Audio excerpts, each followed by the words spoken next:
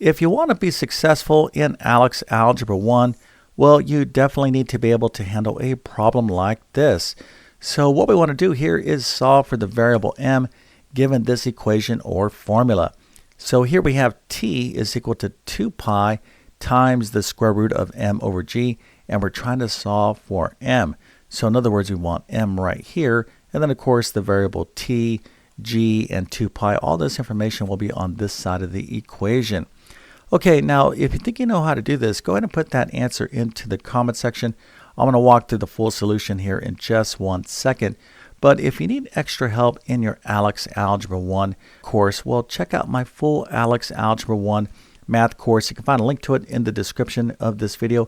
It will give you all the extra help you need to be successful in ALEKS Algebra 1. Okay, so let's go ahead and get into the solution. And the main idea here is the following. Anytime you're trying to solve for a variable where there's multiple variables in an equation, you're going to think of that variable that you're trying to solve for. In this case, we're trying to solve for m. In other words, we're trying to write this equation in terms of m. So what we want to do is think of all the other variables, t and g, as numbers. So let me give you a simple example. Let's suppose I have f is equal to m times a, and here we want to solve for a. So what we want to do is just kind of temporarily think of the variables f and m as numbers, all right? So let's suppose f is like 10 and m is like, let's say, 2. So instead of f is equal to m times a, we would have 10 is equal to 2 times a. Okay, so this is a basic algebraic equation, right? So 10 is equal to 2 times a. How do we solve for a? What we're going to do is divide both sides of the equation by 2, right? So a is equal to 10 over 2. Well, that's basically the same steps that you're going to do here, right? So what we're going to do to solve for a is we're going to divide both sides of the equation by m, all right? So a is going to be equal to f over m. All right, so that is the kind of the big picture idea when you're trying to solve for one variable when there's multiple variables in an equation or formula, and this is a critical algebra skill that you must know. All right, so let's go ahead and start. So just kind of sizing up this problem, we want to solve for m, but m is kind of buried underneath this square root. Also, we have this 2 pi in front of this square root. So the first thing that we want to do here is kind of isolate this square root by dividing both sides of the equation by 2 pi. All right, so let's go ahead and do that now. So we'll divide both sides of the equation by 2 pi. So that's going to help us kind of isolate this square root, right? So that's the reason why we're doing that. Okay, so 2 pi divided by 2 pi is 1. And so all we're going to have is this square root on this side of the equation. And we're left with t over 2 pi. Okay, so let's go ahead and take a look at that right here. Now at this stage, again, we're just thinking of m as the variable in this problem, right? But we have m underneath this square root. Now, anytime you have a variable underneath a square root, let's suppose you had like 2 is equal to the square root of x.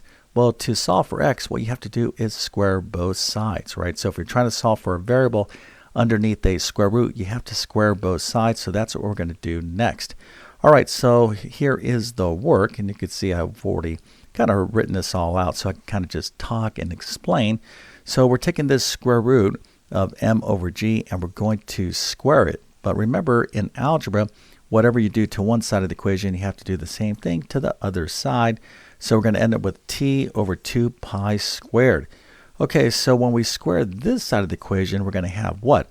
Well, this is going to be t squared over 2 pi times 2 pi, which is going to be 4 pi squared, right? So t over 2 pi squared means we're going to take t over 2 pi and multiply it by itself.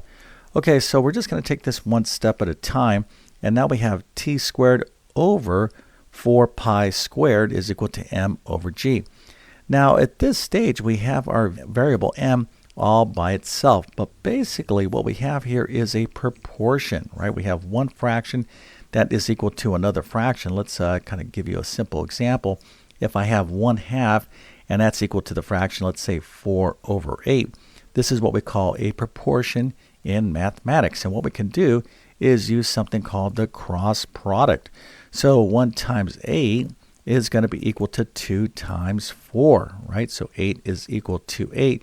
So when you have one fraction that is equal to another fraction, we can use the cross product to solve that equation or proportion. And that's what we're going to do here to make our life easy. Okay, so we're going to go ahead and cross multiply because this is a proportion. So we're going to have m 4 pi squared, right? So you can see here, I'm going to kind of keep that m in blue because we're thinking of this as the only variable in this problem. All right, so we're almost there. So to solve for m, all we have to do is get rid of all this in front of the m. And remember, this is all multiplication. This is just one big product. So all we have to do is divide both sides of the equation by 4 pi squared. All right, so that is our last step. And when we do that, 4 pi squared divided by 4 pi squared is 1. So that is going to leave us with m by itself. So our final answer is m is going to be equal to gt squared over 4 pi squared. So again, if you need help with your ALEKS Algebra 1 math course, make sure to check out my ALEKS Algebra 1 math course. You can find a link to it in the description of this video.